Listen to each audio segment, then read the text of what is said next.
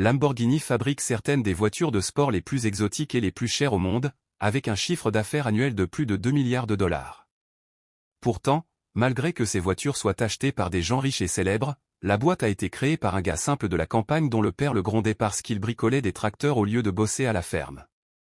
Après avoir fait son service militaire et été prisonnier de guerre, il a mis à profit tout ce qu'il avait appris pour ouvrir un petit atelier et construire ses propres tracteurs en recyclant du matos de guerre. Personne n'aurait pu imaginer que ses débuts modestes le mèneraient à fonder l'un des plus grands fabricants de tracteurs en Italie, puis à inventer l'une des voitures de sport les plus emblématiques et luxueuses au monde, Lamborghini. Fuccio Lamborghini est né le 28 avril 1916 dans un petit village du nord de l'Italie appelé Renaso. À l'époque, l'Italie était en plein dans la Première Guerre mondiale. Et quand le conflit s'est terminé en 1918, l'économie du pays était à genoux. Il y avait des pénuries de nourriture, des troubles civils, et la pauvreté était partout en Italie. Mais malgré tout ce chaos, la famille Lamborghini réussissait à vivre une vie modeste et stable. Le père de Fuccio, Antonio, avait un petit vignoble qui fournissait un approvisionnement régulier en raisins et en vin, ce qui aidait la famille à tenir le coup. Pour Antonio, la ferme n'était pas juste un moyen de gagner sa vie. C'était l'héritage de la famille. Du coup, Fuccio passait la plupart de son enfance à bosser avec son père dans le vignoble du matin jusqu'au soir. Mais un jour, tout a basculé. Antonio a ramené à la maison un vieux tracteur, qui est vite devenu un élément clé dans la vie de la famille. Ça a bien réduit la quantité de travail manuel à la ferme et ça leur a permis de s'occuper du vignoble avec moins de moyens. Le gros problème, c'est que le tracteur était vraiment trop vieux. Bruyant et pas fiable du tout. Pourtant, Fuccio le trouvait fascinant, c'était complètement différent de tout ce qu'il avait jamais vu. Il passait des heures à bricoler la machine, à la démonter puis à la remonter. Apprends comment ça marchait. Et vite, ce qui avait commencé comme la curiosité d'un gamin est devenu une vraie obsession. Au début, Antonio n'y prêtait pas trop attention. Il se disait que la nouvelle passion de son fils n'était qu'un passe-temps temporaire. Mais à mesure que Fuccio grandissait, son obsession pour la mécanique devenait de plus en plus forte. Du coup, quand le jeune Lamborghini a fini l'école, il avait une grosse décision à prendre. Fuccio ne voulait plus être vigneron. Il rêvait d'une vie où il pourrait bricoler des moteurs et explorer différentes machines. Mais demander la permission à son père pour étudier l'ingénierie n'était pas une mince affaire. Le vignoble se transmettait de génération en génération dans la famille Lamborghini. Et en tant que fils aîné de 5 enfants, Fuccio savait que c'était son devoir de perpétuer cet héritage. Finalement, un soir, il prit son courage à deux mains et alla voir son père pour lui demander sa bénédiction. Au début, Antonio resta silencieux, mais après une conversation gênante et tendue, il comprit qu'il ne changerait pas d'avis. Alors, à contre-cœur, Antonio lui a donné sa bénédiction. Le lendemain matin, le jeune Lamborghini a quitté Renaso et est parti pour Bologne étudier à l'Institut technique Fertelitadia. Après avoir obtenu son diplôme en design industriel, il a commencé un apprentissage avec un maître forgeron qui lui a transmis tous ses secrets de ferronnerie et de soudure.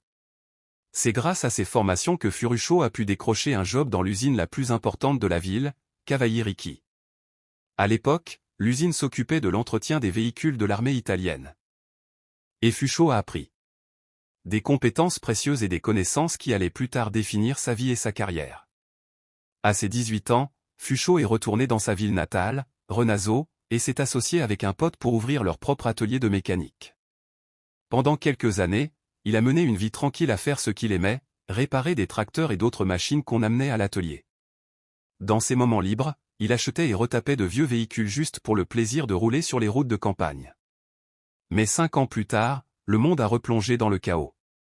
La Seconde Guerre mondiale avait éclaté, mais cette fois, Fuccio ne la regarderait pas depuis la sécurité du vignoble de son père. Non, cette fois, il serait en plein dedans. Avec le déclenchement de la Seconde Guerre mondiale, Fuccio a été appelé dans l'armée de l'air royale italienne en 1940. Mais au lieu de l'envoyer au front, l'armée a repéré ses talents en mécanique et l'a envoyé à la garnison italienne sur l'île grecque de Rhodes, où il a passé les 3 années suivantes à réparer et entretenir le matériel de l'armée. Tracteur et camion diesel. Quand l'Italie a capitulé en 1943, Fuccio était passé d'un mécanicien doué à un vrai maître dans son métier. Malheureusement, Hitler avait prévu que l'Italie allait le trahir. Et juste après leur reddition, les Allemands ont pris le contrôle de l'île des routes et de la majeure partie de l'Italie avant que ça tombe entre les mains des Alliés. Tous les soldats italiens sur l'île ont été expulsés par les nazis. Mais au lieu de partir, Ferruccio a réussi à convaincre les Allemands de le laisser rester et ouvrir son propre atelier de mécanique sur l'île. Mais, avec la guerre qui continuait et la défaite des nazis, les forces alliées ont fini par reprendre le contrôle des routes en 1945. Fuchsia a été capturé et emprisonné comme tout le monde sur l'île. Mais encore une fois, ses compétences techniques ont été reconnues par les Alliés, qui lui ont demandé de réparer et d'entretenir leurs véhicules. Un an plus tard, il a finalement été libéré et autorisé à rentrer chez lui en Italie. Pourtant, les premières années de Fuchsia à la maison ont été loin d'être faciles. Heureux. À cause de la guerre, la monnaie italienne s'était effondrée, plongeant l'économie dans un chaos total avec un avenir bien sombre. Malgré tout ça, Ferruccio a profité de ses compétences pour monter un petit atelier, réparant tout ce qu'il pouvait trouver comme véhicules, camions et tracteurs d'avant-guerre. Il a vite épousé une jeune femme des environs, Calia Monti, dont il était tombé amoureux pendant la guerre.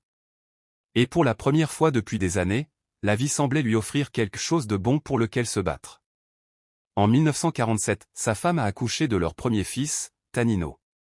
Quand le médecin lui a annoncé la nouvelle, Fuchsia a ressenti une joie comme jamais auparavant.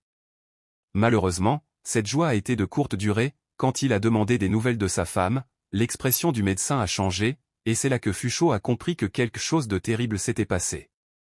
Sa femme, Cleia, était morte en couche, laissant Ferruccio seul pour élever leur nouveau-né. Ferruccio n'en revenait pas. Il avait l'impression de vivre un cauchemar. Cauchemar. Mais ce n'était pas un cauchemar. C'était sa réalité maintenant. Forcément, Lamborghini est tombé dans une profonde dépression et s'est plongé dans le boulot, espérant que ça l'aiderait à noyer son chagrin. Puis un jour, Furu a reçu un message bref mais urgent de son père, qui allait finalement le sortir de sa tristesse et changer le cours de sa vie. En plus de gérer la perte de sa femme, Fuchsia avait un autre problème. L'argent. Les affaires tournaient au ralenti. Et maintenant qu'il était lui-même papa, Fuchsia. Il voulait offrir à son fils la vie qu'il n'a jamais eue. Mais réparer de vieux camions et tracteurs ne lui garantirait pas la vie dont il rêvait. Il fallait que ce soit plus grand. Et puis, de façon totalement inattendue, la réponse lui est venue. Un après-midi, un message urgent est arrivé de son père. Le tracteur du vignoble était en panne et son père avait besoin d'aide. Alors il a tout laissé tomber et a filé à la ferme de son père. Pendant qu'il réparait le tracteur, il écoutait les galères d'Antonio. Le prix du carburant c'était insupportable. Ses tracteurs étaient pas fiables. Et changer les pièces coûtait un bras. Et c'est là que ça a frappé. C'était pas juste son père qui galérait. Des milliers d'agriculteurs à travers l'Italie étaient coincés dans la même galère. Tu vois, à l'époque, l'Italie avait vraiment besoin d'augmenter sa production agricole pour relancer son économie. Mais moderniser les fermes demandait des tracteurs, et les tracteurs étaient devenus super chers après la guerre à cause du prix qui avait flambé pour les moteurs en acier. Et fabriquer des pièces dans le pays. Pour couronner le tout, les prix du carburant avaient aussi explosé à cause des interdictions post-guerre, rendant presque impossible pour les agriculteurs de se payer le carburant nécessaire pour faire tourner leurs machines. En voyant ces problèmes, Ferruccio a pensé qu'il pouvait s'attaquer à certains d'entre eux et s'est lancé dans la conception d'un tout nouveau tracteur, à la fois abordable et beaucoup plus économe en carburant que tout ce qui existait sur le marché. À l'époque, le gouvernement italien mettait aux enchères son énorme stock d'équipements militaires restant. De retour de la guerre pour aider à reconstruire le pays. Du coup, Ferruccio a sauté sur l'occasion. Son expérience avec les véhicules alliés et de l'Axe lui donnait un avantage unique sur ce matos. Il a vite rassemblé ses économies et est allé direct à la vente aux enchères où il a acheté un vieux moteur Morris britannique pour une bouchée de pain comparé au prix d'un neuf. Quand Furo est retourné à son atelier, il a modifié et amélioré le moteur en installant un atomiseur de carburant. C'était une idée géniale parce que ça permettait à son tracteur de démarrer à l'essence puis passer au diesel bien moins cher une fois qu'il a démarré. Pour réduire encore les coûts, il a utilisé un châssis plus petit et récupéré des pièces de récupération d'autres véhicules militaires qu'il avait sous la main. Petit à petit, la machine a commencé à prendre forme. Et après des mois de nuit blanche, le tracteur karaoké était enfin prêt. Le premier à l'essayer, c'était son père. Au début, il était sceptique à propos de la machine. Mais après l'avoir démarré et fait un tour dans le vignoble, tous ses doutes se sont envolés. Le tracteur était efficace, puissant, et surtout, économique. Tout excité, Antonio a commencé à le montrer à ses voisins, vantant l'invention de son fils. Le bruit s'est répandu comme une traînée de poudre et en l'espace de quelques semaines, des agriculteurs des villages alentours frappaient à la porte de Fuchsau, impatients de mettre la main sur un de ces tracteurs révolutionnaires. Ce qui avait commencé comme une tentative désespérée de régler les problèmes de son père était devenu bien plus grand. Lamborghini venait de se lancer dans le business. Au début, Fuchsau était content avec il construisait un tracteur par semaine, mais ces tracteurs étaient tellement efficaces et abordables qu'il a vite commencé à recevoir une nouvelle commande chaque jour. Cette explosion de la demande n'aurait pas été un souci si Fuchsau n'avait pas bossé tout seul. Avec peu de matériel et aucune aide, il s'est vite retrouvé débordé. Du coup, il est allé à la banque demander un prêt. Malheureusement, la banque lui a dit non, ils étaient super prudents, surtout à une époque où l'économie du pays se remettait à peine de la guerre. Pendant ce temps, à la maison, les commandes continuaient d'affluer. Les clients commençaient à s'impatienter, et la pression montait pour Fuchsau. Un matin, Antonio est passé à l'atelier de Fuchsau et a tout de suite vu le stress énorme dans les yeux de son fils. En apprenant la situation, Antonio a tout de suite proposé son aide et a mis la ferme familiale en garantie, que Fuchsau a utilisée pour enfin obtenir le prêt. C'était un gros pari, parce que si Fuchsau ne remboursait pas le prêt à temps, la famille risquait de perdre leur ferme, une perte dont il savait que son père ne se remettrait peut-être jamais. Alors, il s'est tout de suite mis au boulot. Il a embauché une petite équipe, acheté 1000 moteurs Morris, et agrandi son atelier pour sa nouvelle boîte, Lamborghini Trattori. Avec sa nouvelle équipe, Lamborghini a pu améliorer sa machine et lancer plusieurs modèles qui lui ont petit à petit permis de percer sur le marché des tracteurs. Finalement, Fuchsau a commencé à bosser sur la conception de son propre moteur, et par la suite en 1952, Lamborghini Trattori vendait des tracteurs et des chenillettes entièrement fabriqués par la boîte avec leur propre moteur diesel. Ces nouveaux moteurs se sont avérés plus puissants, plus efficaces et moins chers à produire, ce qui a permis à Fuchsau de baisser ses prix et de rendre ses tracteurs encore plus compétitifs qu'avant. Et ça tombait plutôt bien pour Fuchsau, parce qu'un an plus tard, le gouvernement italien a commencé à proposer des prêts aux agriculteurs italiens qui achetaient du matos fabriqué en Italie. Et comme Fuchsau utilisait désormais ses propres en 1952, Lamborghini Trattori vendait des tracteurs et des chenillettes entièrement fabriqués par la boîte avec leur propre moteur diesel. Ces nouveaux moteurs se sont avérés plus puissants, plus efficaces et moins chers à produire, ce qui a permis à Fuchsau de baisser ses prix et de rendre ses tracteurs encore plus compétitifs qu'avant. Et ça tombait plutôt bien pour Fuchsau, parce qu'un an plus tard, le gouvernement italien a commencé à proposer des prêts aux agriculteurs italiens qui achetaient du matos fabriqué en Italie.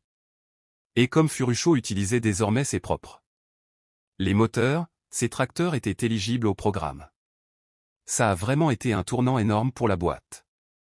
Les bénéfices ont explosé, la production a décollé, et Lamborghini Trattori est devenu l'un des plus gros fabricants agricoles en Italie, vendant des milliers d'unités chaque année à la fin des années 50.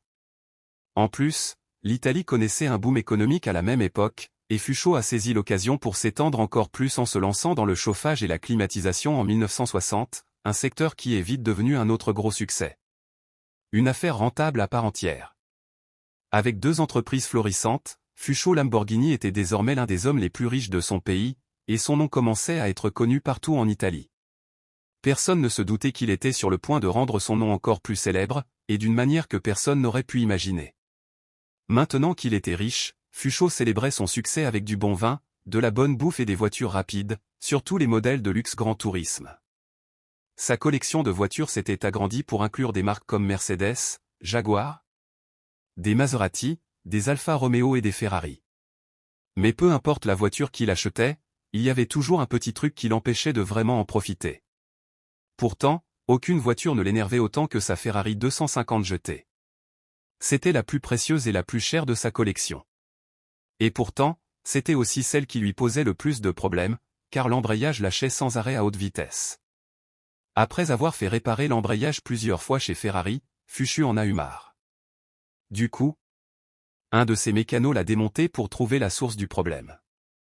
C'est là qu'ils ont découvert que l'embrayage utilisé dans sa Ferrari était exactement le même que celui monté sur ses tracteurs Lamborghini. Ça n'a pas du tout plu à Fuchsau. Parce qu'il payait 10 € pour l'embrayage de ses tracteurs et 1000 € à Ferrari pour la même pièce.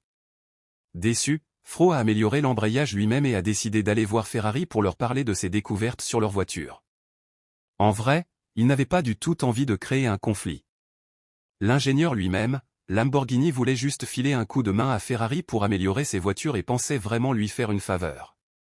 Mais Enzo, c'était pas un mec facile à gérer.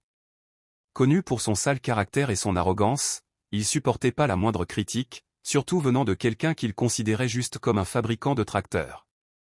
Quand Fuchsia a pointé les défauts dans la conception de Ferrari, Enzo l'a rembarré en disant que ses voitures étaient parfaites et que le vrai problème, c'était lui qui savait pas les conduire. Au final, Enzo a laissé Ferruccio avec une remarque cinglante. Remarque. Toi, contente-toi de fabriquer des tracteurs, et laisse-moi m'occuper des voitures de sport. Ce moment a tout changé pour Fuchsia. Au lieu d'être bien accueilli pour ses idées, il s'est fait rejeter de la pire des manières. L'insulte lui a vraiment mis la honte, et sur le chemin du retour, il a pris une décision cruciale. Il allait construire sa propre voiture de sport, bien meilleure et plus fiable que celle de Ferrari. En fait, ce serait la meilleure voiture de sport de luxe que le monde ait jamais vue. Et contrairement à Ferrari, il allait pour être sûr que leurs acheteurs reçoivent le meilleur service possible. En 1963, Fuchsia a fondé Automobili Lamborghini et a commencé à recruter les ingénieurs italiens les plus talentueux pour son projet. Parmi eux, il y avait Gato Bizzarini, Franco Scaglione et Giallo Dell'Ora, qui avaient tous bossé chez Ferrari auparavant. Ensemble, ils se sont lancés pour réaliser le rêve audacieux de Ferruccio, créer la voiture de sport ultime. Une bagnole ultra performante qui ne sacrifie ni la fiabilité, ni le confort, ni la qualité de conduite. Le principal défi, c'était que Fuchsia avait donné à ses ingénieurs seulement 4 mois pour finir le prototype. Franchement, c'était quasiment impossible. Surtout pour une bagnole qui voulait rivaliser avec les meilleures voitures de grand tourisme de l'époque. La raison ? Fuchsia était tellement pressé de battre Ferrari qu'il voulait présenter la voiture au salon de l'auto de Turin la même année, dans seulement 4 mois. Du coup, Lamborghini et son équipe ont bossé non-stop, jour et nuit, en tirant pleinement parti des moyens à leur dispo. Disponible dans son usine de tracteurs pour son projet. Quand le salon auto de Turin est arrivé en novembre 1963, ils ont réussi à finir la voiture, mais ils ont eu un gros pépin. Le moteur n'était pas prêt. Pourtant, Ferruccio a refusé de se laisser arrêter. Il a suivi son plan et a demandé à ses ingénieurs de remplir le compartiment moteur avec des briques, pour que la voiture reste assez légère et qu'on ait l'impression qu'il y avait un moteur dedans.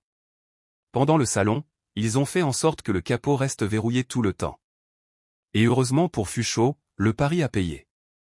Le design élégant de la voiture et son intérieur luxueux étaient tellement impressionnants que personne n'a même demandé à voir le moteur. La reconnaissance positive pour son prototype a donné à Fro encore plus confiance en son design. Et après avoir terminé le moteur, il a rapidement lancé la production de la voiture. 5 mois plus tard, la Lamborghini 350 GT voyait le jour. La 350 GT était un chef-d'œuvre technique. Elle avait un moteur V12, une boîte 5 vitesses, des freins à disque aux 4 roues, et une suspension indépendante aux 4 roues, ce qui en faisait l'une des meilleures. Les meilleures voitures de sport du marché. Pendant les 2 années qui ont suivi, 120 exemplaires ont été produits et vendus. Offrant à Lamborghini un bon départ dans le monde des voitures de luxe.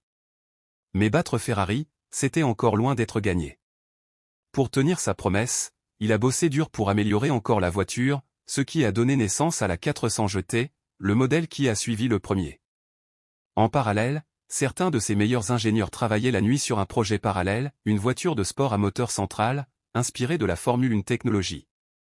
Ce serait un sacré changement par rapport aux voitures de grand tourisme classiques de l'époque, puisque les performances et le look unique de cette voiture n'avaient jamais été vus sur aucune autre voiture de sport dans l'histoire. Le vrai tournant, c'est que le projet a été caché à Fuchsia, parce qu'il était contre l'idée de fabriquer des voitures de course.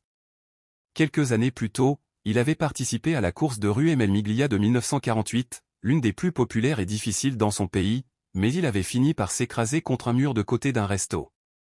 Cette expérience a traumatisé Fuchsia et laissé une marque dans sa vie qui l'a empêché de replonger dans le monde des courses. Mais l'équipe de Lamborghini était tellement sûre que leur design allait chambouler le marché des voitures de sport qu'ils ont continué à bosser dessus en secret. Heureusement pour eux, après que Ferruccio ait découvert leur prototype, il a finalement décidé de suivre leur plan. Bon, même si Ferruccio restait un peu sceptique, il se disait qu'au moins le design unique et extravagant la voiture était pour lui une occasion en or de faire connaître sa marque. Jamais il n'aurait imaginé que cette caisse deviendrait celle qui mettrait enfin son entreprise sous les projecteurs, la Lamborghini Miura. quand la Miura est sortie en 1966, c'était la bagnole de série la plus rapide du moment, et son design innovant lui a vite valu d'être reconnu comme la toute première supercar au monde. Elle n'était pas juste plus rapide et plus avancée que toutes les voitures de route de l'époque. Elle est devenue un vrai phénomène culturel. Icône et chouchou des célébrités. En plus, sa configuration moteur centrale arrière est vite devenue la norme pour toutes les voitures haute performance dans les décennies qui ont suivi. Ça voulait dire que Fuchs n'a pas juste tenu sa promesse de dépasser Ferrari. Il l'a fait de façon spectaculaire. En plus, Fuchs s'assurait que ses clients soient bien traités et satisfaits. Et contrairement à une lettre d'excuse. Cette attention toute particulière à la qualité et au service a encore plus fait parler de Lamborghini et a aidé à installer la marque comme l'une des meilleures sur le marché des voitures de luxe. Au fil des années, la boîte a continué à sortir certains des modèles les plus mythiques de l'époque comme l'Espada, l'Isero, la Arama et l'Uraco. La légendaire Countach, par exemple, est devenue la voiture la plus commentée de l'histoire. Tout semblait bien marcher pour Fuchs, et son nom avait être devenu synonyme d'innovation, de luxe et de performance. Pourtant, il s'apprêtait à affronter le plus grand défi de sa vie. Un défi qui mettait en danger tout ce qu'il avait construit jusqu'ici. Le premier gros coup dur est arrivé au début des années 70, quand Lamborghini Trattori a fait face à une catastrophe financière inattendue. Le gouvernement bolivien avait passé une énorme commande de 5000 tracteurs, un contrat qui aurait propulsé la boîte de Fuchs vers de nouveaux sommets. Mais avant que la commande ne soit finalisée, la Bolivie a plongé dans le chaos politique, le contrat a été annulé du jour au lendemain. Quand Fuchs a appris la nouvelle à son domaine, il était pétrifié. Il avait contracté un énorme prêt pour augmenter la production, espérant un gros coup de chance financière. Mais maintenant, il se retrouvait profondément endetté avec un entrepôt rempli de tracteurs qu'il n'arrivait pas à vendre. Et pour couronner le tout, Automobile Lamborghini traversait aussi ses propres galères. Des années de retard dans la production de modèles clés comme l'Euro et la Countach faisaient que la boîte prenait du retard. Pendant que les autres constructeurs lançaient rapidement des modèles plus compétitifs avec des performances similaires, et sous la pression grandissante de deux entreprises en difficulté, Fuchs n'a pas eu d'autre choix que de vendre 51% des parts de Lamborghini en 1972. C'était pour rembourser une partie de ses dettes et essayer de maintenir ses affaires à flot, mais ça n'a quand même pas suffi à redresser la situation. Comme ça continuait à empirer, il a été contraint de vendre toute son activité de tracteur l'année suivante à une entreprise concurrente appelée SAM, qui avait les ressources nécessaires pour sauver la boîte. Effondrement. Fuchs était dévasté d'avoir dû abandonner son affaire de tracteur, mais des galères encore pires l'attendaient, complètement hors de son contrôle. La crise pétrolière de 1970 a plongé l'économie mondiale en récession, plongeant l'industrie automobile dans un chaos total. Les bolides gourmands en essence comme les Lamborghini, c'était devenu la dernière chose que les gens voulaient acheter. Ferrari, Porsche, Maserati, tous ont morflé aussi. Mais Lamborghini, jeune boîte sans gros sous de côté, était parmi les plus fragiles. Le plus touché. Fuchs s'est battu pour maintenir l'entreprise à flot en réduisant les coûts, en simplifiant la production, et il a même essayé des designs plus économes en carburant pour s'adapter au nouveau marché. Mais ça n'a pas suffi. Personne ne voulait acheter des voitures de luxe en pleine crise économique. Fatigué de lutter contre les problèmes financiers, Fuchs a décidé de prendre sa retraite anticipée et a vendu les 49% restants de ses parts dans Lamborghini en 1974. Il avait déjà prouvé à Ferrari de quoi il était capable et pouvait enfin se reposer. Rassuré, sachant qu'il avait créé certaines des plus belles voitures de l'histoire, même mieux que celles des Ferrari. Il a donc laissé sa boîte de chauffage et clim à son fils Tanino et est parti s'installer dans un petit village en Italie, où il a passé ses dernières années loin des projecteurs, retournant à ses racines paysannes. Et pourtant, même à la retraite, Fuchs a trouvé le temps de monter de zéro une affaire de vin de haute qualité qui a cartonné. Ça montre bien à quel point il avait un esprit d'entrepreneur en béton.